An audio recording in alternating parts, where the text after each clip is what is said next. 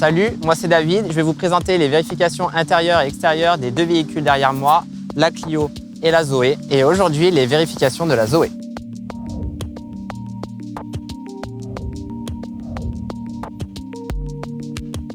Quelle est la différence entre un voyant orange et un voyant rouge? Rouge, anomalie de fonctionnement ou danger. Orange, un élément important. Montrez le voyant signalant la mauvaise fermeture d'une portière. Montrez le voyant indiquant une baisse de pression d'air d'un des pneumatiques. Montrez le voyant signalant l'absence de bouclage de la ceinture de sécurité. Montrez le voyant d'alerte signalant un défaut de batterie. Montrez le voyant qui indique une défaillance du système de freinage. Allumez le feu de brouillard arrière et montrez le voyant correspondant. Allumez les feux de route et montrez le voyant correspondant. Montrez la commande permettant d'actionner le régulateur de vitesse et le limiteur de vitesse.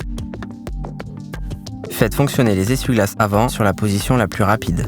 Faites fonctionner l'essuie-glace arrière du véhicule. Mettre le rétroviseur intérieur en position nuit.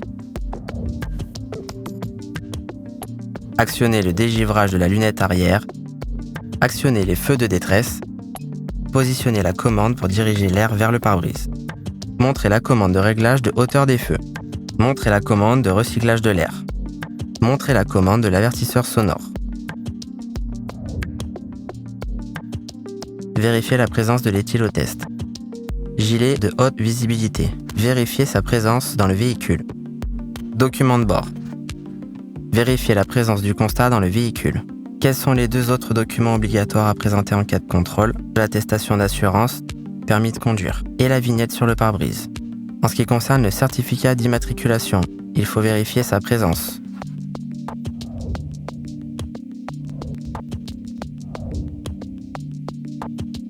Pour les feux, il faut contrôler l'état, la propreté et le fonctionnement des feux avant et arrière. Il faut qu'ils soient propres, en bon état et qu'ils fonctionnent. Montrez où se situent les gicleurs de lave-glace avant. Contrôlez l'état de tous les balais d'essuie-glace du véhicule, avant et arrière. En ce qui concerne l'ouverture du capot pour accéder au moteur, pour ouvrir le capot, une manette se trouve à l'intérieur du véhicule, en bas à gauche au niveau des pédales. Tirez la manette et soulevez le capot. Il faut ouvrir et refermer le capot, puis vérifier sa bonne fermeture. Montrez où s'effectue le remplissage du produit lave-glace. Montrez où s'effectue le remplissage du liquide de refroidissement. Montrez où s'effectue le changement d'une ampoule à l'avant du véhicule. Montrez l'emplacement de la batterie du véhicule. Montrez où s'effectue le contrôle du niveau du liquide de frein.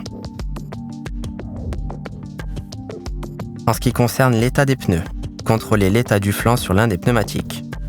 Désignez le repère du témoin d'usure de la bande de roulement. Citez un endroit où l'on peut trouver les pressions préconisées pour les pneumatiques. Ouvrez et refermez le coffre puis vérifiez sa bonne fermeture. Vérifiez la présence du triangle de présignalisation. Montrez la commande permettant de désactiver l'airbag du passager avant.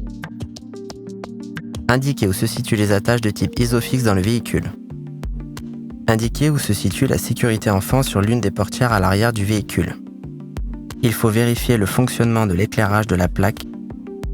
Vérifiez l'état et la propreté des plaques d'immatriculation. Et retrouvez à l'auto-école le petit livret pour plus de renseignements.